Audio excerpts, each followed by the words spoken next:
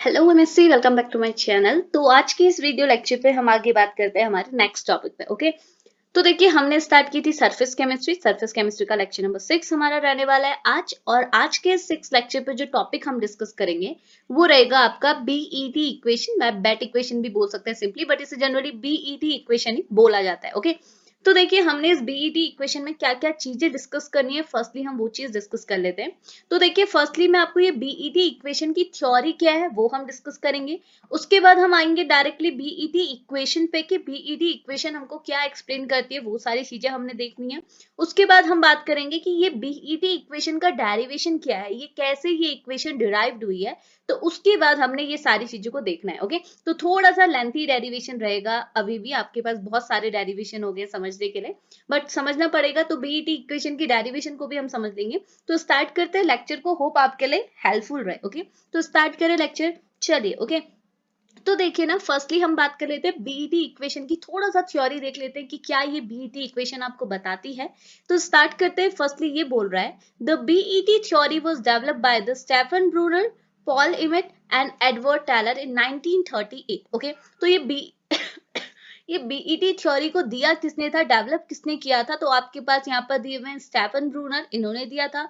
Combined इन तीनों ने क्या है, कंबाइंडली वर्क किया था बीईटी इक्वेशन पे। ओके, तो किसने दिया था? स्टेफन ब्रूनर ने, पॉल एमिट ने एंड एडवर्ड टेलर ने। कब? 1938 में। ओके, अब बात ये है कि ये बीईटी इक्वेशन आपको क्या बता रही, देखिए ना, ये बीईटी इक्वेशन में जो ये बीईटी जो आप ये लेटर्स देख रहे हैं, ये कहाँ से आए हैं? ये इन तीनों के क्या है, सरनेम से आए हैं। इन तीनों के सरनेम का फर्स्ट लेटर आप देख सकते हैं, ब्रूनर से बी आ गया, एमिट से ई आ गया एंड टेलर से टी आ गया, तो ये बन गया बीईटी। तो नेक्स्ट पॉइंट आपको सेम चीज बोल रहा है, ये बोल रहा है the first letter of each publisher surname was taken to name this theory। तो इन तीनों पब्लिशर की क्या है, सरनेम का फर्स्ट लेटर ही क्या है, आपकी थ्योरी का नाम बन गया, जिसे आप बोलते हैं बीईटी इक्वेशन। ओके, क्योंकि तीनों क्या कंबाइन नहीं है, अलग अलग है, बीईटी इक्वेशन। ओके, अब क्या अब क्या बोल रहा है, ये बोल रहा है the BET theory was the extension of a Langmuir theory. तो आपने देखो, आपने क्या है, ये भी आपकी बीईटी इक्वेशन भी क्या है, एक टाइप की एड्सॉर्प्शन थ्योरी है। तो आपने क्या, इससे पहले दूसरी एड्सॉर्प्शन थ्योरी भी पढ़ी होंगी, जिसमें से एक थी आपकी लेग्मियोर एड्सॉर्प्शन थ्योरी। तो ये जो लेग्मियोर थ्योरी है ना, इसी का एक्सटेंशन है आपका बीईटी थ्योरी, यानी कि इसी को फिर फर्दर जब मॉडिफाई किया गया तो आपको क्या मिली, आपकी बीईटी थ्योरी। ओके, जिसे डेवलप किया गया था बाय आई लेग्मियोर। ओके, तो इन्होंने इसको डेवलप किया हुआ था। ठीक है, अगला क्या बोल रहा है, ये बोल रहा है the Langmuir theory relate the monolayer adsorption of a gaseous molecule and called as a adsorbate into a solid surface. अब देखो हुआ क्या, मेन डिफरेंस की अगर हम लोग सिंपली बात कर लें यहीं पे, अगर मैं आपको बता दूं, तो ये बोल रहा है ना, लेग्मियोर थ्योरी ने जो बात की थी, इन्होंने क्या बोला था, इन्होंने बोला जैसे आपके पास कोई एक सॉलिड सरफेस है, ठीक है, सपोज ये आपके पास सॉलिड सरफेस है, और आपने ये सरफेस केमिस्ट्री में ये चीज पढ़ी भी है कि इन सॉलिड सरफेस के पास क्या होती है, एक्टिव साइट्स होती है। ठीक है, इनके सरफेस में क्या होती है, एक्टिव साइट्स होती हैं।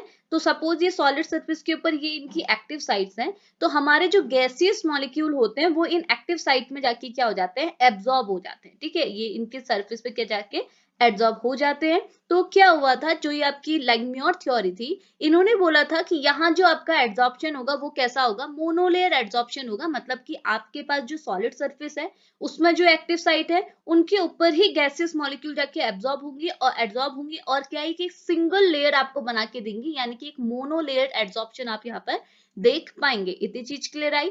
लेकिन क्या हुआ, बैट थ्योरी ने इसको फिर थोड़ा सा मॉडिफाई करते हुए क्या बताया, इन्होंने बोला कि ये जो एब्जॉर्प्शन है ना गैसियस मॉलिक्यूल का ऑन अ सॉलिड सरफेस, और the bat theory applied the system on a multiple absorption. तो उन्होंने बोला कि यहाँ जो एड्सॉर्प्शन है वो मोनोलेयर एड्सॉर्प्शन नहीं है, यहाँ जो एड्सॉर्प्शन होगा वो क्या होगा, मल्टीलेयर एड्सॉर्प्शन होगा। मतलब ऐसी बात नहीं है कि आपके पास एक सॉलिड सरफेस थी, उसके ऊपर आपके पास एक्टिव मतलब इसके सॉलिड सरफेस में क्या था, एक्टिव साइट्स थी, और उस पर जाके क्या हुए, आपके गैसेस मॉलिक्यूल अटैच हो गए, अप्रोच कर गए, और क्या हो गए, एक इन्होंने सिंगल मोनोलेयर एड्सॉर्प्शन करा दिया। इन्होंने बोला ऐसा नहीं होगा, इसके साथ साथ क्या कर सकते हैं, मल्टीलेयर मोनोलेयर एड्सॉर्प्शन का कॉन्सेप्ट तो लेग्मियोर थ्योरी ने बताया ही था, लेकिन बैट ने क्या इसको थोड़ा सा मॉडिफाई करके क्या बोला, मल्टीलेयर एड्सॉर्प्शन की बात की, यानी कि यहाँ पर को एक ही लेयर पे एड्सॉर्प्शन नहीं होगा। इसके बाद देखो मैं आपको कुछ ऐसे दिखा लेती हूँ। देखिए, जैसे ये आपका सॉलिड है, इसके ऊपर क्या हुआ, मैं एक्टिव साइट नहीं बता रही, इसमें जस्ट आपकी गैसियस मॉलिक्यूल आके क्या हो गए, एड्सॉर्ब हो गए, ठीक है। तो यहाँ पर अगर एक ही सरफेस पे एड्सॉर्ब हुए तो ये कॉन्सेप्ट किसका आ गया, ये कॉन्सेप्ट आ गया आपका लैंगम्योर थ्योरी का, जिन्होंने मोनोलेयर एड्सॉर्प्शन की बात बताई थी। लेकिन अगर इसके ऊपर भी फर्दर एड्सॉर्प्शन होते रहा, ठीक है, इन्होंने क्या किया, मल्टी लेयर बना ली। देखो यहाँ पे क्या है, फर्दर एड्सॉर्प्शन होते रहा। तो ये जो एड्सॉर्प्शन का कॉन्सेप्ट आया, ये किसने दिया था, बेट थ्योरी ने दिया था। तो देखो दोनों की बातें बिल्कुल सेम थी, दोनों ने सेम ही चीज बताई थी, बट एक ने मोनोलेयर एड्सॉर्प्शन की बात करी, तो बेट ने उसको थोड़ा सा मॉडिफाई करते हुए बोला कि यहाँ जो एड्सॉर्प्शन है वो मोनोलेयर के साथ साथ मल्टी लेयर भी हो सकता है। ये इन्होंने अपनी थ्योरी के अकॉर्डिंग बताया था। इतनी चीज क्लियर आई ना। अब देखो ना, इनके कुछ अजम्पशंस हम लोग पढ़ते हुए चलते हैं। तो पहले हम अजम्पशन देखने वाले हैं वो लैंगम्योर थ्योरी के देखने वाले हैं। क्यों? क्योंकि देखिए अभी अभी मैंने आपको बोला ना कि जो बेट थ्योरी है, जो आपकी बीईटी थ्योरी है, वो क्या है, आपकी लैंगम्योर थ्योरी का ही एक्सटेंशन है। तो बेट थ्योरी भी क्या है, इसके पॉइंट्स को साथ साथ लेते हुए चलती है। ओके, तो पहले हम लैंगम्योर थ्योरी को डिस्कस कर लेते हैं, देन हम लोग बेट थ्योरी पे बात करेंगे, ठीक है। तो जिस पॉइंट को डिस्कस करना है हमें, ओके।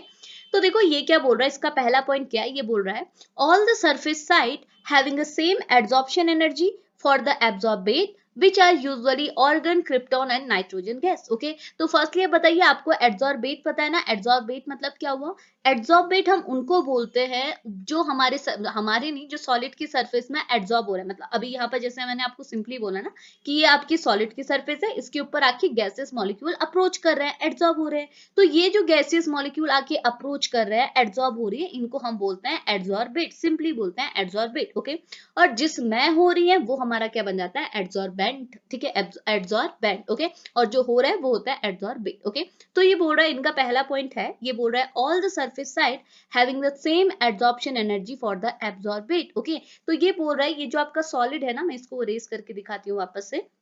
ये बोल रहा है, ये जो आपका सॉलिड है, जिनके ऊपर आप गैसेस मॉलिक्यूल का अप्रोच कराने वाले हैं, इनके पास, जैसे मैंने यहाँ भी बोला, इनके पास क्या होती हैं, एक्टिव साइट्स होती हैं, ठीक है। ये सपोज इनकी क्या है, एक्टिव साइट्स हैं। तो ये क्या बोलना चाह रहा है, ये बोल रहा है ऑल द सरफेस साइड, जिसे आप सरफेस साइड भी बोल सकते हैं। तो ये बोल रहा है all the surface side having the same adsorption energy, इनके पास क्या है, सेम एड्सॉर्प्शन एनर्जी होती है। इन सारे साइट्स के पास क्या होती है, इक्वल अमाउंट की एड्सॉर्प्शन एनर्जी होती है। किसके लिए, एड्सॉर्बेट के लिए। एड्सॉर्बेट मतलब जो बाहर से आके गैसेस मॉलिक्यूल इसमें अप्रोच करने वाले हैं उनके लिए, जो कि यूजुअली क्या होते हैं, आपके गैसेस ही हो सकती हैं, जैसे हो गया argon, krypton, nitrogen gas. Okay, अगला पॉइंट क्या बोल रहा है, ये बोल रहा है the surface site is defined as a area on the sample where one molecule can be absorb into. Okay, तो सरफेस साइट को हम कैसे डिफाइन कर सकते हैं, तो ये बोल रहा है surface site is defined as a ऐसा area, as a the area on the sample, मतलब आपका जो सॉलिड है उसका वो area which where one molecule can be absorb into. Okay, जिसमें क्या है, एक मॉलिक्यूल आके अप्रोच कर सकता है, एक से ज्यादा मॉलिक्यूल नहीं करते, एक सरफेस साइड पे एक मॉलिक्यूल जाके अप्रोच करेगा। तो ये बोलो सरफेस साइड को हम डिफाइन कर सकते हैं as a area on a sample, sample मतलब आपके सॉलिड में,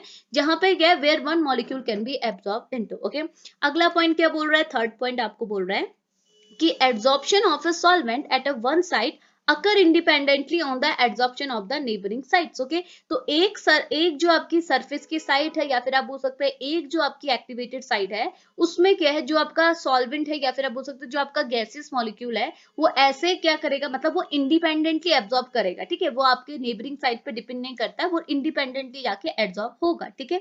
तो यहाँ पे लिखा है the absorption of a solvent, या फिर आप बोल सकते हैं gaseous molecule on one side अगर इंडिपेंडेंटली, मतलब यहाँ जो एड्सॉर्प्शन हो रहा है वो इंडिपेंडेंटली हो रहा है अपने नेबरिंग साइट को, मैं मतलब नेबरिंग साइट का कोई भी इफेक्ट नहीं पड़ता, सारे जो एड्सॉर्प्शन है वो इंडिपेंडेंटली हो रहे हैं। ओके, नेक्स्ट पॉइंट क्या बोल रहा है, ये बोल रहा है activity of a adsorbate is directly proportional to a concentration. Activity of a adsorbate मतलब कितना एड्सॉर्बेट अप्रोच करेगा, एड्सॉर्ब होगा, वो किस पे डिपेंड करता है, वो डायरेक्टली प्रोपोर्शनल होता है ऑन ए कंसंट्रेशन, कितना उसका कंसंट्रेशन है। ओके, अगला क्या बोल रहा है, एड्सॉर्बेट फॉर्म अ मोनोलेयर। तो इनके अकॉर्डिंग क्या था, एड्सॉर्बेट क्या एक मोनोलेयर फॉर्म करेगा, and each active site can be occupied by a one particle, और एक एक्टिव साइट को क्या है, एक ही पार्टिकल ऑक्यूपाई करेगा। जैसे यहाँ पर हमने 1 2 3 4 5 6 7 एक्टिव साइट दिखाई हुई है, तो इसमें सिर्फ 7 गैसेस मॉलिक्यूल जाके ही अप्रोच कर सकते हैं, उससे जाके ज्यादा नहीं आएंगे यहाँ पर अप्रोच करने के लिए, ठीक है। और ये सबके सब क्या, 7 के 7 मॉलिक्यूल इंडिपेंडेंटली अप्रोच करेंगे। ये पॉइंट्स थे, ये अजम्पशन थे आपके लैंगम्योर थ्योरी के, ठीक है। अब इसी में थोड़ा सा एक्सटेंशन हुआ था बैट थ्योरी के अकॉर्डिंग। तो इन्होंने क्या बोला था, देखो ये बोलते थे कि gas molecule will physically absorb on the surface of a layer infinitely. Okay,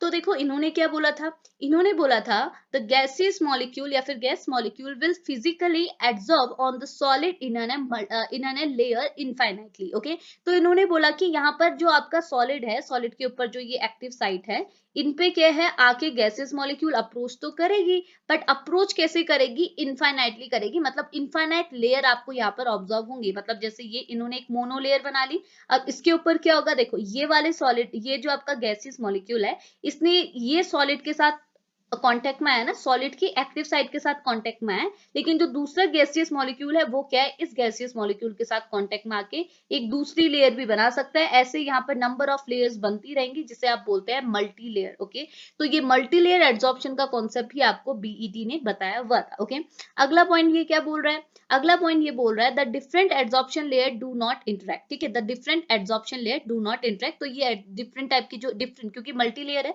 तो ये अलग अलग जो एड्सॉर्प्शन की लेयर है ये इंटरेक्ट नहीं करती है। The theory can be applied for each layer, और ये थ्योरी क्या है, सारी लेयर के लिए एप्लीकेबल है। ये बोल रहा है a dynamic equilibrium exist between the successive layers, यानी कि इन सारी सक्सेसिव लेयर्स के बीच में क्या है, एक डायनेमिक इक्विलिब्रियम भी स्टैब्लिश रहता है। ओके, अगला क्या बोल रहा है, the rate of evaporation from a particular layer is equal to a rate of condensation of a proceeding layer. Okay, तो rate of evaporation of a particular layer वो किसके इक्वल रहता है, rate of condensation of a proceeding layer यानी कि जो layer बन रही है उसके कंडेंसेशन के इक्वल रहता है। ओके, नेक्स्ट पॉइंट क्या बोल रहा है, तो नेक्स्ट पॉइंट बोल रहा है the entropy of adsorption of a first layer is constant, जिसे आप E1 से रिप्रेजेंट कर रहे हैं। ओके, यानी कि अगर आप अपनी पहली लेयर के लिए, अगर आप इसमें देखो, ये हमने दिखाया था, ये आपका क्या है, सॉलिड है। ठीक है, ये सॉलिड की सरफेस है। ओके, और ये सॉलिड के सरफेस में लगती हुई एक्टिवेटेड साइट है, जिसे आप सरफेस साइट भी बोल रहे हैं, ये एक्टिवेटेड साइट है, इसमें आपके गैसेस मॉलिक्यूल आके अप्रोच कर रहे हैं। ओके, तो ये जो लेयर बनी ये आपकी पहली लेयर बनी, तो ये बोल रहा है जो आपकी ये पहली लेयर है, ये जो पहली मोनो लेयर जिसे आप बोल रहे हैं, इस लेयर की अगर आप बात करेंगे तो इस लेयर की एनर्जी या फिर आप बोल सकते हैं एंट्रोपी ऑफ एड्सॉर्प्शन क्या होता है, कांस्टेंट होती है, यानी कि इसे आप E1 से रिप्रेजेंट कर रहे हैं तो इसकी वैल्यू क्या होगी, E1 ही होगी, मतलब इसकी वैल्यू क्या होती है, कांस्टेंट होती है, ये चेंज नहीं होती है। ओके, लेकिन इसके बाद की जो आपकी सक्सेसिव लेयर्स रहती हैं, इनकी एनर्जी की वैल्यू क्या होती है, चेंज होती रहती है, यानी कि एंट्रोपी ऑफ एड्सॉर्प्शन की वैल्यू क्या होती है, कांस्टेंट नहीं होती है, वो चेंज कर सकती है। ओके, और वो किसके इक्वल होती है, ये इक्वल होती है आपकी एनर्जी ऑफ लिक्विफिकेशन के इक्वल होती है, जिसे आप EL से रिप्रेजेंट करते हैं। क्लियर हुआ, ये बोल रहा है the entropy of adsorption of a first layer is constant, जो आपकी पहली लेयर है इसके लिए एंथैल्पी ऑफ एड्सॉर्प्शन क्या होगी, कांस्टेंट होगी, ये चेंज नहीं होगी। Okay, whereas that of the any layer above of the first layer is the energy of liquefaction of the adsorbate। Okay, तो लेकिन उसके ऊपर की जितनी भी लेयर है उनके लिए एनर्जी ऑफ या फिर आप बोल सकते हैं एंट्रोपी ऑफ एड्सॉर्प्शन की वैल्यू कांस्टेंट नहीं रहती है, वो वरी कर सकती है। ठीक है, लेकिन उसकी वैल्यू किस पे डिपेंड करेगी, डिपेंड करेगी एनर्जी ऑफ लिक्विफिकेशन पे, जिसे आप EL से रिप्रेजेंट करते हैं। इतनी चीज क्लियर आई। नेक्स्ट पॉइंट क्या बोल रहा है, नेक्स्ट पॉइंट ये बोल रहा है the condensation force are the principal force of the attraction. यहाँ पर प्रिंसिपल फोर्स ऑफ अट्रैक्शन क्या है, कंडेंसेशन फोर्स है। ठीक है, condensation force are the principal force of attraction. Okay, तो ये पॉइंट्स आपने यहाँ पर को समझ लेने हैं, क्योंकि ये पॉइंट हमारे किससे रिलेटेड है, बेड थ्योरी से रिलेटेड है। तो अगर आपको एग्जाम में ये चीज पूछी जाती है देन आप क्या करेंगे, थोड़ा सा इसका theory point of view explain करेंगे, जो मैंने यहाँ पे आपको ऑलरेडी डिस्कस करा लिया है। अब हम आगे बढ़ते हैं इसकी इक्वेशन पे। ठीक है, तो थ्योरी हुई, अब बात करते हैं इक्वेशन पे। तो भाई ये जो आपको ये इक्वेशन दिख रही है ना, ये ही इक्वेशन है आपकी बेट इक्वेशन। अब ये डिराइव कैसे हुई वो सारी चीजें हम आगे देखेंगे।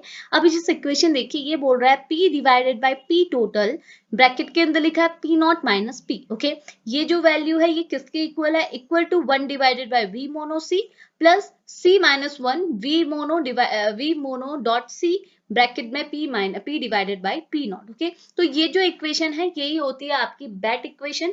अब देखो यहाँ पे ये वैल्यूज क्या रिप्रेजेंट कर रही है, V टोटल मतलब क्या हुआ यहाँ पे, ये तो अभी हम आगे देखेंगे। अभी देखिए V टोटल मतलब क्या हुआ, तो V टोटल मतलब आपको ही बोल रहा है volume of gas adsorb at a pressure P, यानी कि एट प्रेशर P में कितना वॉल्यूम ऑफ गैस क्या हुआ, एड्सॉर्ब हुआ on a solid surface. Okay, V mono मतलब क्या हुआ, volume adsorb when a surface curved with a monolayer, तो कितना वॉल्यूम आपका एड्सॉर्ब हुआ जब उसने एक मोनोलेयर यानी कि एक सिंगल लेयर बनाई हुई थी।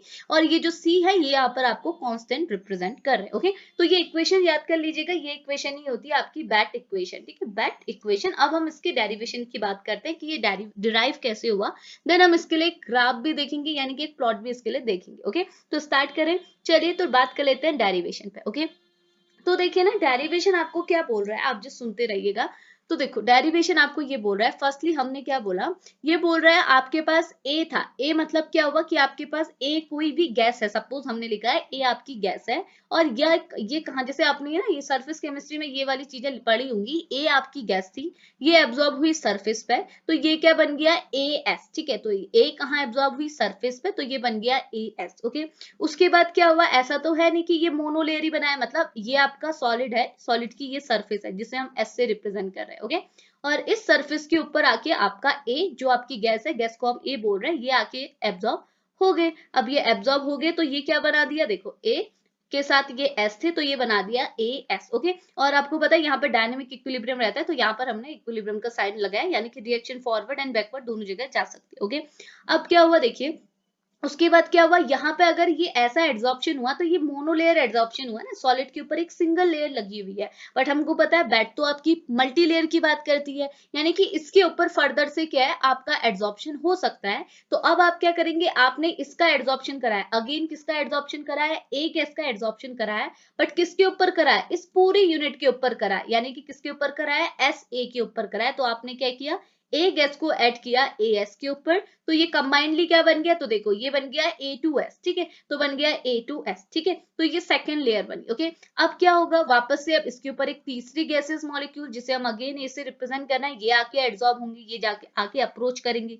तो ये अप्रोच कौन कर रहा है, ए गैस अप्रोच कर रही है, किसके ऊपर कर रही है, अब आप देखो ये ए के ऊपर नहीं करी, मतलब कर तो ए से रही है बट ये पूरे सिस्टम के ऊपर वो अप्रोच करेगी, तो बन जाएगा ये A2S। ओके, और ये कंबाइंड होके टोटली क्या बन जाएंगे, A3S, तो बन गया A3S। सिमिलरली क्या होगा, वापस से एक ए गैस आएगी और इसके ऊपर अप्रोच करेगी A4S, वापस से ऐसे A5 A6 चलता रहेगा। बट हम पूरी इक्वेशन नहीं लिख सकते, तो हम यहाँ पर n कर देंगे कि हमारी ए गैस आई, ए एन पे अप्रोच करी और क्या बनाया आपका ANS। इतनी चीज क्लियर आई। तो ये पहले आप इक्वेशन समझ लीजिए कि आपका यहाँ पर को क्या हो रहा है। पहली चीज देखो, डेरिवेशन स्टार्ट ही ऐसे हुआ कि आपने जस्ट बोला कि आपके पास एक सॉलिड था जिसे आपने एस से रिप्रेजेंट किया, ये आपका सॉलिड है। ओके, और इसके ऊपर आपने ए गैस का एड्सॉर्प्शन करा है या फिर अप्रोच करा है, तो जैसे अप्रोच करेगी ऑब्वियस सी बात है एएस बनाएगी। अब ये तो मोनो लेयर की बात हुई, यहाँ तो हम मल्टी लेयर की बात करने वाले हैं। तो अब हम क्या करेंगे, इसके ऊपर दोबारा ए गैस आएगी, फिर ये बना, इसके ऊपर दोबारा ए गैस अप्रोच करेगी, ये बना, इसके ऊपर अगेन ए गैस अप्रोच करेगी, ये बना, देन ये प्रोसेस चलती ही रहेगी। इतनी चीज क्लियर आई। अब हम इनके कांस्टेंट की बात कर लेते हैं। तो कांस्टेंट क्या बना, तो देखिए कांस्टेंट क्या बना, तो देखो यहाँ पे जो कांस्टेंट है इसे हम लिखते हैं K1। ठीक है, तो यहाँ पे K1 K2 K3 K4 और n के लिए Kn। ओके, और इनकी वैल्यू क्या रहती है, इनकी वैल्यू रहती है θ1 divided by θv dot p। Okay, इसकी वैल्यू क्या बन गई, इस K1 की वैल्यू क्या होगी, इस K1 की वैल्यू होगी θ1 divided by θv dot p। Okay, K2 की क्या हो जाएगी, K2 की हो जाएगी θ2 डिवाइडेड बाई θ1 क्यों, अब हम इसके ऊपर, जैसे यहाँ थीटा वी लिया था ना, क्योंकि इसके ऊपर अभी ऐसा समझ लीजिए इसके ऊपर कुछ नहीं है। ठीक है, इसके ऊपर ये पूरा वॉल्यूम की बात कर रहा है, तो ये क्या इसके ऊपर कुछ नहीं है, लेकिन अब क्या है θ2 की, मतलब हम लोग जब K2 की बात करेंगे तो K2 से ऊपर क्या होगा K1, तो यहाँ पर क्या होगा θ2 डिवाइडेड बाई θ1 डॉट p। उसके बाद क्या होगा, K3 की वैल्यू क्या होगा θ3 divided by θ2 dot p। K4 की वैल्यू क्या होगी θ4 डिवाइडेड बाई θ3, एक कम। Okay, dot p। ये के एन की क्या हो जाएगी, फिर के एन इज इक्वल टू क्या होगा थीटा एन। देखो ये 4 था तो ये भी 4 हुआ, तो ये एन है तो ये भी एन होगा। और ये 4 था तो पीछे क्या हुआ, डिवाइड में क्या हुआ, θ3 हो गया, यानी कि एक कम हो गया। तो हम डिवाइड में क्या लिखेंगे, θn -1, क्योंकि एक कम है, डॉट p। इतनी चीज क्लियर आई ना। तो ये हमने इनके क्या है, कांस्टेंट की वैल्यू भी हमने यहाँ पर दिखा दी। तो आपको बस थोड़ा सा ध्यान पर रखना है कि K1 इज इक्वल टू क्या हुआ, θ1 divided by θv dot p। अब आपने वैसे ही वैल्यू पुट करनी है, थीटा K2 की वैल्यू क्या होगी, यहाँ भी आएगा θ2 डिवाइडेड बाय यहाँ एक वैल्यू कम, यानी कि θ1 डॉट p। सिमिलरली K3 के लिए करेंगे तो क्या होगा, K3 is equal to theta 3 divided by यहाँ पर एक कम यानी कि थीटा 2 डॉट पी। समझ में आए? तो ये आपने यहाँ पर को इनके कांस्टेंट लेने हैं। ओके, अब ये आपको पता है कि ये सारी वैल्यूज क्या होती है, इक्वल होती है। k1 is equal to k2 k2 k3 k3 k4 k4 k5 ऐसे सो ऑन, यानी कि kn तक ये सारी वैल्यूज इक्वल रहती है। तो हमने लिखा है k1 is equal to k2 k2 is equal to k3 k3 is equal to k4 and k4 is equal to kn। और ये सारी वैल्यूज अगर इक्वल है तो हम इसे सिंपली k से रिप्रेजेंट कर लेते हैं कि हमने बोला कि ये सारी जो कांस्टेंट है ये हमारे क्या है, k है। इतनी चीज क्लियर आई। अब आगे बढ़ते हैं। अब देखो ये बोल रहा है ये जो आपका k कांस्टेंट है ना, इसकी जो वैल्यू होती है, अभी देखो ये चीज याद रखिएगा, यही वैल्यू हम बार बार यूज करने वाले हैं। इसकी वैल्यू किसके इक्वल होती है, 1 डिवाइडेड बाई पी नॉट के इक्वल होती है। ठीक है, पी नॉट मतलब equilibrium vapour pressure of a liquid. ठीक है, तो पी नॉट के इक्वल होती है k की वैल्यू। ओके, अब देखो ना ये इक्वेशन आप देखो ऊपर से आसान है, आप जो सुनते रहिएगा। ये बोल रहा है k2 इज इक्वल टू हमने क्या देखा था, theta 2 divided by theta 1 dot P देखा था। तो देखो k2 is equal to theta 2 divided by theta 1 dot P अभी हमने देखा था। अब देखो अभी हमने ये भी बोला कि k1 k2 के इक्वल है, k2 k3 के इक्वल है, k3 k4 के इक्वल है और k4 kn के इक्वल है, यानी कि सारे के सारे एक दूसरे के इक्वल हैं। तो इनको हम सिंपली k से रिप्रेजेंट कर दें। तो अब हम क्या कर सकते हैं, k2 की प्लेस में k भी तो लिख सकते हैं। तो k2 की प्लेस में हमने क्या लिख दिया, k। ओके, अब हमने लिखा k is equal to theta 2 divided by theta 1 dot P. इतनी चीज क्लियर है। अब हमने यहाँ पर को अभी एक और चीज देखा कि k इज इक्वल टू किसके इक्वल होता है, k इज इक्वल टू होता है आपका 1 डिवाइडेड बाई पी नॉट के इक्वल होता है। ठीक है, तो सॉरी अभी इसको यूज नहीं करना है। अभी जैसे आप देखो, अब हमने यहाँ पर को क्या किया, अब हमने एक काम किया, हमने यहाँ से थीटा 2 की वैल्यू निकालनी थी। तो हमने क्या किया, यहाँ से इन दोनों को यानी कि थीटा 1 डॉट पी को क्या कर दिया, इस साइड ले लिया। तो देखो मैं ऐसे बताती हूँ, हमने क्या किया, k is equal to theta 2 divided by theta 1 dot P था। हमने क्या किया, इस वैल्यू को ऊपर ले लिए। तो हमने क्या बोला यहाँ पे, एक मिनट थोड़ा हैंग कर रहा, k dot theta 1 dot P is equal to theta 2। तो देखो थीटा 2 की वैल्यू आपको मिल गई ना, kp dot theta 1, kp dot theta 1 आपको थीटा 2 की वैल्यू यहाँ पर ऑब्टेन हो गई। ओके, अब इसका यूज क्या है वो आपको आगे पता चलेगा, अभी जिस इतना चीज सुनिए। ओके, इसके बाद हमने क्या किया, जैसे k2 का किया वैसे हम k3 का कहेंगे, क्योंकि हमें पता है k3 is equal to theta 3 divided by theta 3 minus 1 यानी कि थीटा 2 डॉट पी। इतनी चीज क्लियर आई। तो अब हमने क्या किया, हम k3 को भी k के इक्वल लिख सकते हैं। तो हमने लिखा k is equal to theta 3 divided by theta 2 dot P. Okay, अब हमने सेम चीज किया कि इस वैल्यू को यहाँ पर डाल दिया। तो हमको थीटा 3 की वैल्यू क्या मिली, theta 3 is equal to kp dot theta 2। इतनी चीज क्लियर है। ये दो इक्वेशन कर लेंगे ना, बिल्कुल सेम है। यहाँ देखो हमने क्या किया, k is equal to theta 3 divided by theta 2 dot P था, हमने इसको ऊपर ले लिया। तो हमें थीटा 3 की वैल्यू किसके इक्वल मिली, kp डॉट थीटा 2 के इक्वल मिली। तो यहाँ देखो थीटा 3 इज इक्वल टू क्या है, kp डॉट थीटा 2। ओके, तो थोड़ा उल्टा लिखा हुआ है बट समझ गए, इतनी चीज क्लियर आई।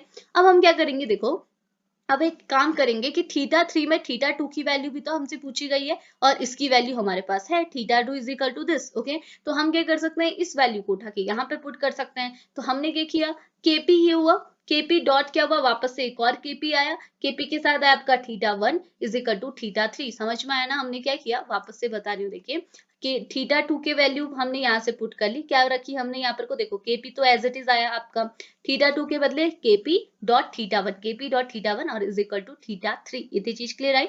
फिर इसको सॉल्व करेंगे तो kp को हम क्या कर सकते हैं, kp square dot theta 1 is equal to theta 3। इतनी चीज क्लियर आई। और इसको हम ऐसे भी लिख सकते हैं, अभी हमने एक ऐसे मतलब 2 3 ऐसे टर्म में लिखा है, अगर हम इसे ith टर्म के हिसाब से लिखें तो हम इसे ऐसा कर सकते हैं। देखो ये अगर i है, देखो ना, अगर थीटा 3 को मैं किसके इक्वल रखूं, थीटा i के इक्वल रखूं, तो यहाँ पे kp2, यहाँ पे kp क्या है, 2 है, तो ये मेरी किसके इक्वल हो जाएगी, -1 के इक्वल हो जाएगी, i -1 के इक्वल हो जाएगी। तो हमने क्या किया, देखो इसको, तो ये तो हमारी वैसी इक्वेशन निकली जब हमने थीटा 2 थीटा 3 इनका यूज किया, k2 k3 का यूज किया। अगर हम लोग ith के लिए निकाल रहे हैं, ठीक है, तो ith के लिए हमारी इक्वेशन क्या हो जाएगी, theta i is equal to क्या होगा, थीटा 1 डॉट kp की पावर i -1। इतनी चीज क्लियर है। तो हमारी इक्वेशन क्या निकल की, देखो वही है, theta i is equal to theta 1 dot क्या हुआ, kp की पावर i -1। ठीक है, तो ये इक्वेशन हमको यहाँ पर को ऑब्टेन हो गई। इतना कर लेंगे। अब देखो पहले आप देखो स्टेप वाइज आप माइंड पर रखो चीजों को, क्योंकि आपको क्या है, सारी चीजें एग्जाम तक अपने माइंड पर तो रखनी ही रखनी है। ठीक है, समझ में आ रहा है ना। तो हमने क्या किया स्टार्टिंग से समझिए, सबसे पहले हमने क्या इक्वेशन मतलब रिएक्शन दिखाई कि हमारे पास सॉलिड था, सॉलिड के एक्टिवेटेड साइड में क्या हुआ गैसेस आके अप्रोच करी, एक बार आई दो बार आई क्योंकि मल्टी लेयर बनती रहेंगी, तो ये हमारे पास इक्वेशन ऑब्टेन होती रहेंगी। सबके लिए हमने कांस्टेंट निकाला और हमको पता है ये सारे कांस्टेंट इक्वल है, तो हमने इसे के इक्वल पुट कर दिया। ठीक है, नेक्स्ट स्टेप में हमने क्या बोला, हमने बोला ये जो लिखा हुआ है के इज इक्वल टू कांस्टेंट और इसकी वैल्यू होती है 1 डिवाइडेड बाई पी नॉट, ये हमको आगे बार बार यूज आएंगे, अभी जस्ट सुनते रहिए। अब हमने क्या है K2 के रिस्पेक्ट में बात की, K2 के लिए हमने क्या है थीटा 2 की वैल्यू निकाली, K3 से हमने थीटा 3 की वैल्यू निकाली और इसमें हमने क्या है थीटा 2 की वैल्यू को पुट कर दिया और कुछ इक्वेशन हमको कुछ ऐसी ऑब्टेन हुई। ओके, अब यहाँ पर थीटा 2 थीटा 3 के टर्म में क्या था, तो हमने थीटा आई के रिस्पेक्ट में भी बात की और यहाँ पर कोई वैल्यू निकाली। अब ये वैल्यू हमने क्यों निकाली है मैं आपको आगे दिखाऊंगी, ये चीज माइंड पे रखिएगा। हमने ये वैल्यू क्या करनी है आगे यूज करनी है। ठीक है, ये वैल्यू ये जो थीटा आई की वैल्यू है, ये हमको जब हम हमारी क्या बोलते हैं ये बैक इक्वेशन निकालेंगे, लास्ट के पॉइंट पर हम लोग पहुंचेंगे, वहां पे हमको थीटा आई की वैल्यू बार बार लिखनी पड़ेगी, तो ये इसलिए हमने ये सारे स्टेप को यहाँ पे फॉलो किया हुआ है। ठीक है, तो बस देखो ना, थोड़ी सी चीजें अपने माइंड पे थोड़ा सा लर्न भी करना पड़ेगा आपको। तो ये वाली चीजें याद कीजिए, मतलब याद ये नहीं कीजिए कि ऐसा ऐसा किया, मतलब ये ऐसा ऐसा हो रहा है, याद ये कीजिए कि हमने कौन कौन से स्टेप फॉलो किए हुए। ठीक है, अगर स्टेप याद आने लगेंगे तो सारी चीजें आप खुद ब खुद करने लगेंगे। तो यहाँ तक हमारा इतनी चीजें फिनिश हुई। ओके, अब बात कर लेते हैं। देखो अभी बोल रहे सम ऑफ ऑल फंक्शन, सारे फंक्शन का सम किसके इक्वल होता है, 1 के इक्वल होता है।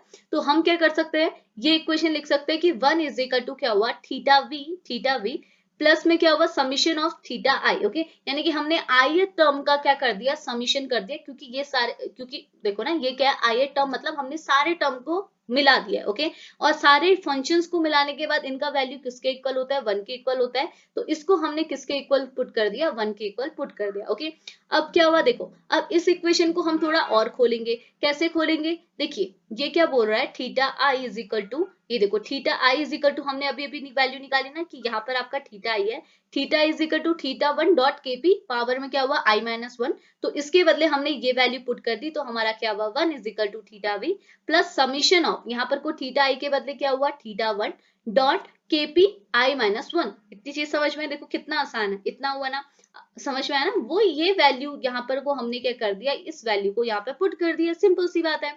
अब देखो एक और चीज अब आपको माइंड पर रखनी है, जैसे ये वाली पॉइंट आपने माइंड पर रखी ना, ये कि मैंने आपको बोला k is equal to constant होता है और k की value 1 divided by P naught होती है। सिमिलरली आपको एक और चीज याद रखनी है कि अगर हम इससे थोड़ा मैथमेटिकल टर्म पे बात करें, तो हम क्या है इस kp को कैसे लिख सकते हैं, ये जो kp है ना इसको हम कैसे लिख सकते हैं, ऐसे लिख सकते हैं, ये जो kp है इसको हम ऐसे लिख सकते हैं, आगे भी लिखेंगे कि kp के बदले हमने लिख दिया 1 प्लस एक्स क्यूब फिर एक्स की पावर 4 ऐसे सो ऑन करते रहेंगे। ठीक है, तो हमने क्या है इस वैल्यू के बदले ये वैल्यू यहाँ पर को पुट कर दी, इसके बदले ये वैल्यू हमारी यहाँ पर आई हुई है, बाकी चीजें एज इट इज रहेंगी। हमने लिखा 1 को 1 थीटा वी प्लस यहाँ पर आपका ये थीटा आई आया, देखो ये वाली वैल्यू है ये आपका एज इट इज है थीटा आई और इसके बदले आपने ये पूरी इक्वेशन यहाँ पर को पुट कर दी। ठीक है, अब इसको आप सॉल्व करेंगे तो क्या लिख सकते हैं, आपने इसे सॉल्व किया तो देखो पहले 1 तो आपका एज इट इज आया, थीटा भी आपका एज इट इज आया, थीटा ही एज इट इज आया, और इसको अगर आप मैथमेटिकली, ये सारा मैथमेटिकल कैलकुलेशन चल रहा है, अगर आपने इसे मैथमेटिकली सॉल्व किया तो इनकी वैल्यू किसके इक्वल होती है 1 डिवाइडेड बाय 1 माइनस एक्स के इक्वल होती है। तो आपने क्या किया इस पूरी वैल्यू को इरेज करके यहाँ पर को 1 डिवाइडेड बाय, देखो ऐसे लिख देती हूँ 1 डिवाइडेड बाई 1 माइनस एक्स के इक्वल कर दिया, तो आपको कुछ ऐसी इक्वेशन ऑब्टेन हुई। इतना कर लेंगे, कुछ नहीं किया, क्या किया हमने बोला sum of all functions is equal to 1 होता है। ऐसा हमने क्यों कहा, क्योंकि हमने सारे फंक्शंस का सम कर रहे थे, तो हमने एक थीटा भी लिया और समीशन कर दिया थीटा आई, मतलब यहाँ पर आपके सारे फंक्शंस ऐड होने वाले हैं और सारे फंक्शंस का सम किसके इक्वल होता है, हमने सम किया है तो ये किसके इक्वल होता है, समीशन कर रहे हैं ना, किसके इक्वल होता है 1 के इक्वल होता है, तो इक्वल के बदले इक्वल के साइड हमने क्या लिख दिया 1। ओके, अब हमने यहाँ पर थीटा आई लिया है तो थीटा आई की वैल्यू तो हमको नोन है, तो हम इस वैल्यू को यहाँ पर को पुट कर देंगे, तो जैसे ही हमने वैल्यू पुट की तो हमको कुछ ऐसा स्ट्रक्चर मतलब ऐसी इक्वेशन ऑब्टेन हुई। ओके, अब मैंने बोला एक और पॉइंट याद रखिएगा कि केपी की प्लेस पर हम लोग केपी आई माइनस 1 की प्लेस पे हम लोग क्या है ये वैल्यू पुट कर सकते हैं 1 plus x square plus x cube plus x की पावर 4 सो ऑन। ओके, और ये वैल्यू किसके इक्वल होती है 1 डिवाइडेड बाय 1 माइनस एक्स। तो आपकी मर्जी इक्वेशन, मतलब ये डेरिवेशन थोड़ा लेंथी ना हो, आप इसे थोड़ा शॉर्ट भी करना चाहते हैं तो आप डायरेक्टली ऐसा भी कर सकते हैं कि इसको किसके इक्वल रख सकते हैं, इसके इक्वल रख सकते हैं, तो जैसे आप इक्वल रखेंगे तो आपको बस ये इक्वेशन यहाँ पर को ऑब्टेन हो जाएगी, इतना कर सकते हैं। अब आगे बढ़ते हैं। ओके, तो देखो ना, अब ये क्या बोल रहा है, तो देखो अब हमने क्या किया यहाँ पर को, देखो ये हमारी इक्वेशन थी। अब हमने यहाँ पर को क्या किया ना, ये जो आपका थीटा वी है इसे हम आगे ले गए, यानी कि माइनस साइन के आगे ले गए। तो यहाँ पर क्या हुआ, हमको क्या मिला, theta V is equal to theta one divided by one X, okay, one minus X, okay. But आप यहाँ पर देखेंगे, यहाँ पर वन माइनस एक्स के बदले हमने के पी लिखा है। ऐसा क्यों, क्योंकि हमारा जो एक्स होता है, एक्स की प्लेस में हम के पी भी लिख सकते हैं, हम आगे भी यूज करेंगे। तो हमने यहाँ पर को क्या बना दिया, theta V is equal to theta one divided by K one P, okay. अब बात आती है, देखो अब यहाँ पर को हमको एक और चीज बोल रहा है कि जैसे हमको ये चीज पहले से नोन है कि जो सी होता है वो किसके इक्वल होता है, के वन अपॉन के इक्वल होता है। तो अब हम क्या कर सकते हैं, देखो यहाँ पे आपको के वन दिख रहा है ना, अगर मैं यहाँ पर क्या करूँ, इस के वन को डिवाइडेड कर दूं के से और मल्टीप्लाई भी कर दूं के से, तो देखो यहाँ पे कोई नुकसान तो है नहीं, क्योंकि ये के को तो ये के बैलेंस कर रहा है। तो हम यहाँ पर को ये के यहाँ पर को रख सकते हैं, कोई भी गलत चीज यहाँ पर को नहीं हो रही है, ओके। लेकिन एक फायदा जरूर हो रहा है। अब हम क्या कर सकते हैं, इस k1 और k1 डिवाइडेड बाय k को रिप्लेस कर सकते हैं c से। तो हमारी इक्वेशन क्या बन गई, डेल्टा वी, सॉरी, जो आपका theta V is equal to theta one divided by K one upon K, यहाँ पर पूरा लिखा हुआ है K one upon K dot P dot K. अब हमने इस के वन अपॉन के को किससे रिप्लेस कर दिया, सी से रिप्लेस कर दिया। तो हमारा क्या हुआ, theta V is equal to theta one divided by C, और यहाँ पर लिख दिया पी के, ओके। अब देखो मैंने आपको क्या बोला था, पी के किसके इक्वल होता है, एक्स के इक्वल होता है। हमने यहाँ पर लिया था ना, पी के को किसके इक्वल लिया था, पी के को एक्स के इक्वल लिया था। तो यहाँ पे हमने क्या किया, theta V is equal to theta one divide में आपका सी आया, और सी के बदले पीके के बदले हमने क्या लिख दिया, एक्स। तो ये इक्वेशन हमको यहाँ पे ऑब्टेन हो गई। आसान था ना, बस हमने वैल्यू पुट करनी है, उसके अलावा कुछ नहीं करना है, इतनी चीज हुई ना। तो देखो अब हम क्या करेंगे अब हम लोग क्या करेंगे, अब हमने यहाँ पर थीटा वी की वैल्यू निकाली है ना। अब बस इस थीटा वी की वैल्यू को आप यहाँ पर को पुट कर दो, इस इक्वेशन में, थीटा वी की पोजीशन में इसको पुट कर दो। तो जैसे आप यहाँ पे वैल्यू पुट करेंगे तो आपको कुछ ऐसी देखने को मिलेगी कि वन इज इक्वल टू क्या हुआ, थीटा वन। और यहाँ पर को हमको क्या देखने को मिलेगा, देखो थीटा वी की प्लेस में हमने ये वैल्यू को पुट की, तो हमें देखने को मिलेगा one upon C X plus one upon one minus X, okay. ये चीज हमको ऑब्टेन होगी। अब आपने इसको लेफ्ट हैंड साइड पे लेके, तो आपको theta one is equal to किसके इक्वल मिला, इसको आपने पूरा सॉल्व किया, तो आपको ये देखने को मिला कि सी एक्स ब्रैकेट पे one minus X divided by one plus C minus one upon into X, okay. तो ये इक्वेशन आपको यहाँ पर को थीटा वन की ऑब्टेन होगी। अब एक और वैल्यू आपको यहाँ पे ऑब्टेन होगी थीटा वन की, ओके। अब हम लोग आगे बात करते हैं, देखिए अब क्या बोल रहा है नाउ, अगर सपोज हम ऐसा कंसीडर करें कि जो आपका n है, ये n आपको क्या रिप्रेजेंट कर रहा है, total number of molecule absorb per unit mass, okay. और cs आपको ये रिप्रेजेंट कर रहा है total number of surface site per unit mass, okay. और cs थीटा वन आपको क्या रिप्रेजेंट कर रहा है, number of site carrying a one molecule. C S as it is है, थीटा टू आपको क्या रिप्रेजेंट कर रहा है, number of site carrying two molecule, ऐसे टू थ्री फोर फाइव ऐसे सो ऑन चलता रहेगा। तो अगर हम ये सारे पॉइंट को कंसीडर करें तो हम इसको थोड़ा सा आगे प्रोसीड करा के बोल सकते हैं कि एन मतलब क्या हुआ था, total number of molecule absorb per unit of mass, ये किसके इक्वल होगा, इन सबके समीशन के इक्वल होगा ना। एक साइड में मतलब आपके number of site carrying one molecule, number of site molecule containing two molecule, three molecule, हम इनका क्या करेंगे, समीशन करेंगे। तो हमने n इज इक्वल टू क्या किया, C S theta one then plus C S theta two then C S theta three, ऐसे सो ऑन करते रहे, ओके। अगर सो ऑन ऐसे करते रहेंगे तो हम ये सी एस को तो कांस्टेंट ले सकते हैं, क्योंकि C S theta one, C S theta two, C S theta three, ये सो ऑन चल रहा है। तो हम ये क्या करेंगे, सी एस को कांस्टेंट लेंगे, तो n is equal to C S, और ब्रैकेट में theta one, theta two, theta three, theta four, ये सारी चीजें चलते रहेंगी, सो ऑन होता रहेगा, ठीक है।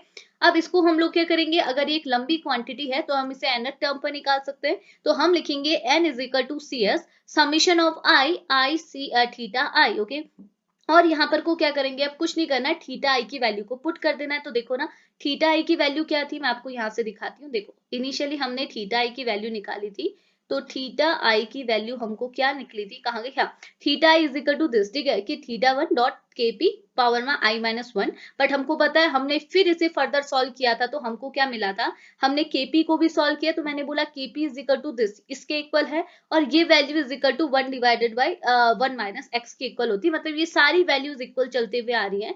तो हमने इन सबको सॉल्व करते हुए, देखो मैंने यहाँ पर लिखा भी हुआ है, इन सबको सॉल्व करते हुए यहाँ पर को क्या लिख दिया सिंपली, कि देखो इसके बदले वन माइनस अपॉन में क्या था, वन माइनस एक्स भी तो था ना। तो हमने क्या लिख दिया, N is equal to C S theta one, और इसके बदले अपॉन में क्या लिख दिया, इस पूरी यूनिट के बदले 1 माइनस एक्स का स्क्वायर। तो इसी चीज क्लियर आई, तो हमको यहाँ पर n की वैल्यू ऑब्टेन हो गई। ओके, अब यहाँ पे ये बोल रहा है the number of molecule absorb, अगर जितने नंबर की मॉलिक्यूल एब्जॉर्ब हुए हैं उनको हम किसके इक्वल रख रहे हैं, एनएम के इक्वल रख रहे हैं। ये देख सकते हैं आप यहाँ पर, ये एन है, और हाँ सॉरी यहाँ पर लिखा नहीं है, एनएम मतलब क्या हुआ, total number of molecule absorb, कितने नंबर की मॉलिक्यूल एब्जॉर्ब हुए हैं। तो ये किसके इक्वल होते हैं, सीएस के इक्वल होते हैं। सीएस मतलब total number of molecule, total number of surface side present पर यूनिट मास, क्योंकि जितनी सरफेस साइड होंगी उतने नंबर की मॉलिक्यूल एब्जॉर्ब होंगी, हमने आगे डिस्कस किया था। तो एनएम इज इक्वल टू किसके इक्वल हुआ, सीएस के इक्वल हुआ। और सीएस की वैल्यू हम यहाँ से ऑब्टेन करेंगे, यहाँ से सीएस निकालेंगे, इनको आगे पीछे रख के, तो हमको क्या मिलेगा, एनएम थीटा 1 अपॉन में क्या होगा, 1 माइनस एक्स का स्क्वायर। ओके, तो ये वैल्यू हमको यहाँ से ऑब्टेन हो जाएगी। ठीक है, अब हम क्या करेंगे, इसी को आगे को सॉल्व करेंगे। तो हमने इसे फर्दर, देखो इसे फर्दर रिड्यूस किया, तो रिड्यूस करके हमने क्या किया, रिड्यूस कैसे किया वो भी बता देती हूँ। यहाँ से हमने थीटा आई की वैल्यू रखी, तो थीटा आई देखो हमने अभी भी निकाला था, यहाँ पे थीटा आई। तो जैसे आप यहाँ पे थीटा आई की वैल्यू रखेंगे, तो थोड़ा सा लेंथी है, थीटा आई की वैल्यू जैसे पुट करेंगे तो आपको कुछ ऐसी इक्वेशन देखने को मिलेगी कि n is equal to N M C X divided by 1 minus X bracket में 1 plus C minus 1 into X. Okay, तो ये इक्वेशन हमको ऑब्टेन हो जाएगी। ठीक है, अब ये क्या बोल रहा है कि देखो, ये बोल रहा है n अपॉन एन एम किसके इक्वल होगा, v अपॉन वी एन के वी एम के इक्वल होगा, क्योंकि यहाँ पर को क्या, यहाँ पर ये एन एम क्या रिप्रेजेंट कर रहा है, आपको नंबर ऑफ मॉलिक्यूल की बात कर रहा है, और उनको हम लोग नंबर ऑफ मॉलिक्यूल एब्जॉर्ब की बात कर रहे हैं ना पर यूनिट मास पे, तो उसको हम वॉल्यूम के टर्म पे भी लिख सकते हैं। तो हमने क्या किया, यहाँ पर n अपॉन एन एम को किसके इक्वल रख दिया, v अपॉन वी एम के इक्वल रख दिया। तो सारी चीजें आपकी एज इट इज हैं, क्योंकि ये दोनों इक्वल ही रहेंगे, जितने नंबर के होंगे उतने में वॉल्यूम में आएगा। तो आपने n के बदले v कर दिया, nm के बदले vm कर दिया, बाकी चीजें आपकी एज इट इज रहेंगी। अब आप क्या करेंगे, देखो बहुत आसान है। इसके बाद आप क्या करेंगे, अभी देखो हमने आगे जिसे डिस्कस किया कि जो केपी होता है वो किसके इक्वल होता है, एक्स के ऊपर होता है, मैंने आपको ऊपर बताया। और हमको ये भी पता है, देखो ये भी हमने लगाया था आगे, और ये भी मैंने आपको बताया था कि के इज इक्वल टू किसके इक्वल होता है, 1 डिवाइडेड बाई पी नॉट के इक्वल होता है। आप देख सकते हैं मैंने यहाँ पे बताया था, के इज इक्वल टू क्या होता है, कांस्टेंट होता है, ये 1 अपॉन पी नॉट के इक्वल होता है। और साथ ही साथ हमने ये भी देखा था कि जो केपी होता है इसको हमने किसके इक्वल रखना है, मैंने बोला था KP is equal to X के इक्वल होता है। तो वही चीज यहाँ पे आपको दिखा है कि KP is equal to X और K is equal to 1 divided by P. Okay, तो अगर आप इन दोनों इक्वेशन को रिलेट करेंगे तो देखो यहाँ पर आपको एक्स की वैल्यू क्या मिलेगी, एक्स इज इक्वल टू क्या होगा, P divided by P not. ठीक है, ये से ये गया P divided by P not. अगर आप एक्स की वैल्यू यहाँ पे निकालेंगे तो आपको एक्स की वैल्यू यहाँ पे मिली। और अब आपने इस एक्स का क्या करना है, इस एक्स को आपने ये सारी एक्स वाली पोजिशन पे प्लेस कर देना है। देखो यहाँ पे भी एक्स है, यहाँ पे भी x है, यहाँ पे भी x है, तो तीनों पोजीशन में जो ये x है तीन, इनकी वैल्यू क्या पुट कर देनी है, p divided by p naught. तो जैसे आप p divided by p naught सारी जगह पे पुट करेंगे, आपको क्या मिलेगा, v is equal to V M, यहाँ पर मिलेगा c, और आपको यहाँ पर को देखो, इसको पहले यहाँ सॉल्व नहीं किया है तो यहाँ पर लिख दिया p। ओके, ये नीचे डिवीजन में गया, देखो ना, इसके बदले आपका क्या आ जाएगा, मैं पहले लिख देती हूँ, इसके बदले क्या आ जाएगा, p divided by P not. Okay, नीचे क्या हो जाएगा, 1 माइनस एक्स की प्लेस पे अगर आप p divided by P not रखेंगे तो आपको मिलेगा p not common, 1 minus P divided by P not. Okay, और यहाँ पर 1 प्लस सी माइनस 1, और यहाँ पर x के बदले आएगा p divided by P not. तो थोड़ा सा मैथमेटिकल कैलकुलेशन भी है। ओके, अब क्या होगा, अगर आप इसको सॉल्व करेंगे तो कटने वाली चीजें कट जाएंगी और आपको क्या मिलेगा, v is equal to V M, यहाँ पर बच जाएगा c के साथ सिर्फ p बच जाएगा क्योंकि कटने वाली चीजें कट जाएंगी। तो यहाँ पर हमको क्या मिलेगा, फिर आपको मिलेगा p माइनस पी नॉट। आप इसको सॉल्व करेंगे तो आपको मिलेगा p naught minus p, sorry bracket में 1 प्लस सी माइनस 1, और यहाँ पर मिलेगा p divided by p not. इतनी चीज क्लियर आई। तो ये सब मैथमेटिकल कैलकुलेशन है। इसके बाद हम कहाँ पहुंचेंगे, एक मिनट रुकिएगा, इसके बाद हम पहुंचेंगे यहाँ पे। ठीक है, तो अब ये बोल रहा है जो हमको इक्वेशन मिली है इसे अगेन आप डिवाइडेड करो किससे, P not minus P divided by P, यानी कि P not minus P divided by P से अगेन आप इसे क्या करो, मल्टीप्लाई करो। तो अगेन जब आप इसे मल्टीप्लाई करेंगे तो आपको क्या इक्वेशन देखने को मिलेगी, देखो आपने इसको यहाँ पे ये इक्वेशन को मल्टीप्लाई किया तो आपने यहाँ भी पहले मल्टीप्लाई कर रहे हो, यहाँ भी मल्टीप्लाई कर रहे हो, तो दोनों साइड मल्टीप्लाई करेंगे तो आपको क्या मिलेगा, देखो ना, इस साइड लेफ्ट हैंड साइड में सिर्फ v था, तो क्या हो गया, v इंटू क्या हो जाएगा, P naught divided by P divided by P. Okay, ये इससे मल्टीप्लाई करना है। वापस से अगर लेफ्ट हैंड साइड और राइट हैंड साइड दोनों साइड करेंगे तो आपको यहाँ क्या मिलेगा, V M C divided by 1 plus C minus 1 P divided by P naught, क्योंकि यहाँ पे देखो ये वैल्यू, ये वाली वैल्यू क्या है उसी के सिमिलर आ रही है, तो कटने वाली चीजें क्या हो जाएंगी, कट जाएंगी। ठीक है, इसके बाद आपको क्या देखने को मिलेगा, इसके बाद इसको आप फर्दर रिड्यूस करेंगे, फर्दर सॉल्व करेंगे, तो आप इसको क्या करेंगे, नहीं नहीं नहीं, इसे फर्दर सॉल्व में यहाँ पर आप इसका रेसिप्रोकल करता है, ठीक है, इसका रेसिप्रोकल करता है। तो जैसे ही आप इसे उल्टा करेंगे, रेसिप्रोकल बनाएंगे इसका, तो आपको क्या मिलेगा, ये वाली चीजें ऊपर चल जाएंगी, यानी कि P divided by V, P naught minus P is equal to, ये वैल्यू ऊपर चले जाएगी, मतलब ये वाली नीचे आ जाएगी, यानी कि ये वाली ऊपर चले जाएगी, 1 plus C minus 1 P divided by P not divided by VMC। इतनी चीज क्लियर आई। फिर आप क्या करेंगे, इन्हें टुकड़ों में तोड़ देंगे। टुकड़ों में कैसे तोड़ेंगे, देखिए यहाँ आपने लिखा P divided by V, P naught minus P is equal to, आपने देखो 1 के नीचे क्या है, ये भी तो इसके डिवीजन में भी तो है, तो 1 डिवाइडेड बाई VMC, उसके बाद आपका C minus 1 divided by VMC, अगला आपका P divided by P not. इतनी चीज क्लियर आई। तो ये जो इक्वेशन आपको ऑब्टेन हुई आफ्टर रेसिप्रोकल, आपने रेसिप्रोकल करने के बाद जो इक्वेशन आपको यहाँ पे ऑब्टेन हुई, इसी को बोला जाता है बेट इक्वेशन। तो देखो थोड़ी सी लेंथी है और आपको क्या बार बार वैल्यूज को ही पुट करना है, तो प्लीज आप इसे थोड़ा सा ट्राई कीजिएगा खुद से करने का, फिर आपको ये चीज क्लियर होने लगेंगी, ठीक है। तो कुछ नहीं करना, बस आपकी ये इक्वेशन मतलब ये डेरिवेशन है, थोड़ी सी लेंथी है, तो इतनी चीज कर लेंगे ना। तो डेरिवेशन में हमने क्या किया, एक बार वापस से रिवीजन लेते हुए चलते हैं। तो देखो पहले आपने जिस इक्वेशन दिखाए उनका कांस्टेंट निकाला, कांस्टेंट को इक्वल रखा के, और के इक्वल रखने के बाद क्या किया, आपने वैल्यू निकाली ना, थीटा 2 थीटा 3 की वैल्यू निकाली, जिसकी वजह से क्या है, आपको थीटा आई की वैल्यू मिली। पहले आपको थीटा आई की वैल्यू मिली,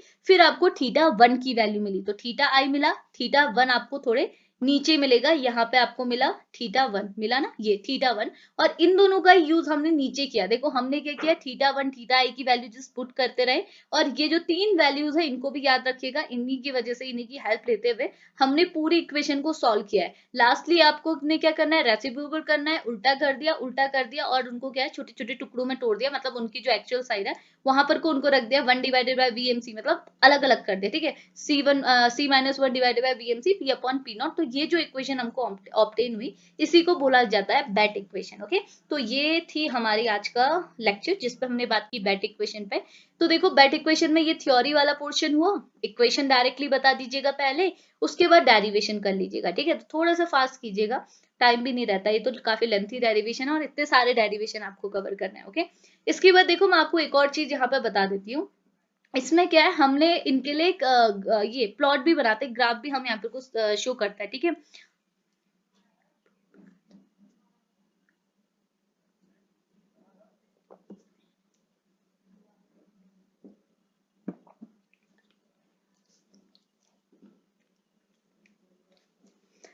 अब देखिए, अब यहाँ पर हम क्या करते हैं, अब इसके लिए क्या है, एक ग्राफ भी प्लॉट हम लोग कर लेते हैं बीईटी आइसोथर्म के लिए। टाइम होगा तो आप इसे भी ऐड कर लीजिएगा, ठीक है। ये आइसोथर्म का प्लॉट आपको क्या बता रहा है, ये ग्राफ आपको क्या बता रहा है, देखिए ये आपकी इक्वेशन थी, अभी हमने देख के आए, ये इक्वेशन है। इसमें क्या किया है, इसी के करस्पॉन्डिंग इसने क्या बनाया, एक ग्राफ बनाया। इसमें क्या रिप्रेजेंट कर रहा है, देखिए पहले ये जो आपकी यूनिट है ना, सबसे पहली वाली यूनिट है, इसको इसने कहाँ रखा है, वर्टिकल पोजीशन में रखा हुआ है, और हॉरिजेंटल पे किसको रखा है, P divided by P not को रखा हुआ है, ठीक है। तो इन दोनों की हेल्प से, यानी कि ये दोनों को आपने क्या है, अपने कोऑर्डिनेट बना रखे हैं, और इन दोनों की हेल्प से आप ये 2 की वैल्यू निकाल सकते हैं, 1 डिवाइडेड बाई CVM की, और C माइनस 1 CVM की वैल्यू को आप निकाल सकते हैं। देखो कैसे बनेगा, ये क्या एक स्ट्रेट लाइन आपको देगी, जब आप इसका ग्राफ बनाएंगे आपको ये स्ट्रेट लाइन देगी, और इस स्ट्रेट लाइन में ये जो आपका स्लोप बन रहा है, इस स्लोप को आप क्या बोल रहे हैं, ये जो आपका यहाँ पे ये स्लोप बन रहा है, इस स्लोप को आपने क्या बोला, C minus 1 divided by CVM, ठीक है। ये है आपका C minus 1 divided by CVM, ये यहाँ से आपको इसकी वैल्यू मिलेगी, और ये जो आपको इंटरसेप्ट मिल रहा है, ये इंटरसेप्ट किसके इक्वल है, आपके 1 डिवाइडेड बाई CVM के इक्वल है। ओके, तो ये वाला आइसोथर्म का प्लॉट भी आप मतलब ग्राफ भी आप वहां पर को प्लॉट कर सकते हैं, ठीक है। तो इतनी चीज क्लियर है, तो आपकी मर्जी, आप इसे ऐड कर लीजिएगा, वैसे ये तो छोटू सा ही है, तो ऐड कर लीजिएगा, ठीक है। तो बाकी आप अपना डेरिवेशन की प्रैक्टिस कीजिएगा। तो ये है हमारी बेट इक्वेशन। तो होप आपके लिए लेक्चर हेल्पफुल रहे। तो अभी लेक्चर को यहीं पे फिनिश करते हैं, मिलेंगे नेक्स्ट